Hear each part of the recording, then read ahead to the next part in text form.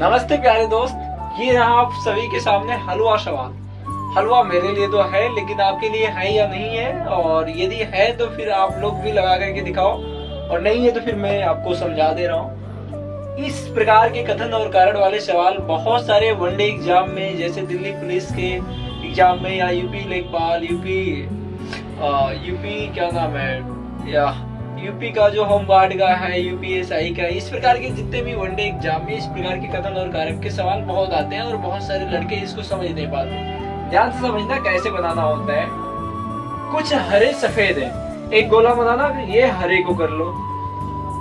अब इसी का कुछ पार्ट कह रहा है कि क्या सफेद है, जैसे कह रहा है वैसे बस हम चल देंगे, सफेद है, ठीक है। फिर दूसरा वाला कथन क्या कह रहा है, कुछ पीले हरे हैं। इसी हरे वाले भाग में से क्या कह रहा है कि कुछ पीले, क्या है, कुछ पीले। जो कथन कह रहा था वैसा हमने कर दिया। कुछ हरे सफेद है, हरा ये पूरा हो गया, उसमें से कुछ क्या है, सफेद है। कुछ पीले हरे हैं, ये पीला हो गया पूरा, उसमें से कुछ क्या है, हरे हैं, ठीक। पहला स्टेटमेंट कथन कह रहा है, कथन को आइडेंटिफाई करना है कि दोनों में से सही है कि नहीं। ये कथन जो है, सॉरी निष्कर्ष जो है, ये दोनों सही है कि नहीं सही है, आइडेंटिफाई करना है। यदि सही है तो पहला सही है तो पहला, दूसरा सही है दूसरा, दोनों सही है तो दोनों, कोई नहीं सही है तो कोई नहीं, ठीक है। पहला निष्कर्ष है, कुछ सफेद पीले हैं।